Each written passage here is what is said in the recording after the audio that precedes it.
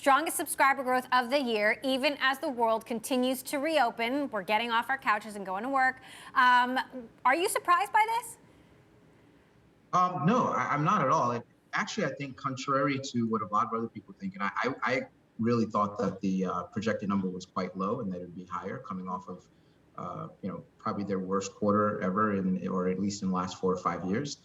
Typically, when they've had a really, really poor quarter in terms of subscriber acquisition, the increase or the following quarter is really, really substantial. And so I actually think that this was less of an increase than I would have expected to see. So is that because Netflix is doing something wrong? I think it's because Netflix is not really doing anything different than it has historically done. And so Netflix has been right so many times when people have doubted their strategy. I think a lot of people thought they were investing too much in international content years ago. And that's, although it wasn't reflected in these numbers, I think that holds true with the success of Lupin and Squid Games and other things. The challenge, though, is that they're still very slow to diversifying their revenue stream. And I think the concern that I would have is that when you look 3 or 4 years out, I don't think anybody doubts that a Disney Plus will probably have a larger subscriber base than Netflix. There's others that are challenging for that premium subscriber base as well, but they still don't have an ad-supported offering. The transition into gaming has been very slow. There's the diversification of revenue. There's some merchandising that they mentioned, but that doesn't compare to what a Disney or NBC Universal does. And so I think that's the biggest challenge, is that it's pretty much just more of the same. Interesting take. Obviously, Squid Game has been the talk of the last few weeks. Netflix just announced it's been viewed in 142 million households. And, sort of the devil's advocate case here is that a company like Disney can't put Squid Game on Disney Plus. I mean, it was a risk for Netflix, and clearly it's paid off. So what makes you think they won't be able to keep on bringing hits like this and beating Disney or HBO or some of these others continually going forward? Yeah, well, they say the past is prologue. If you look at the amount of dollars that Netflix has invested into content over the last 5 or 6 years, they've spent more money than just about anybody.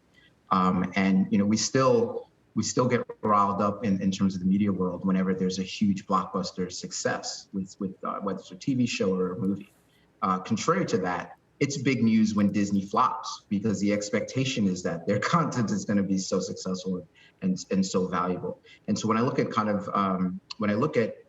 Netflix, if Netflix's challenge or their battle is to just outproduce content that is better or more global or more valuable than Disney or NBC Universal or HBO, I don't think that's necessarily the game that they want to play, because all those companies have much more ways to monetize their audience than Netflix does. And so just even to kind of stand pat over the next few years, they actually do have to have better content and bigger hits, which I think is challenging.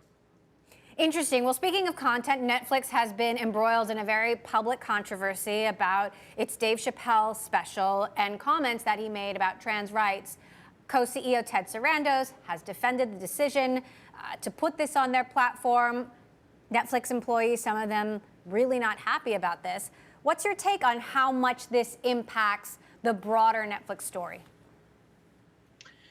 I haven't thought much about what the impact will be to Netflix and broader. I think there's always a challenge between when you look at freedom of speech and an artist or an actor, comedian, producer's right to be creative or to address issues. At the same time, you have to be respectful of the different constituencies that consume your content and where it's distributed.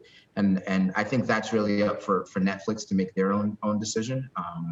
I will comment on what they're deciding relative to that, but I think people need to be able to face the consequences for any decision that they make. So if they're standing behind the show or the special, I think that's their ability to do that. And whatever the repercussions of that if that impacts their subscriber base or other things, then I think they need to be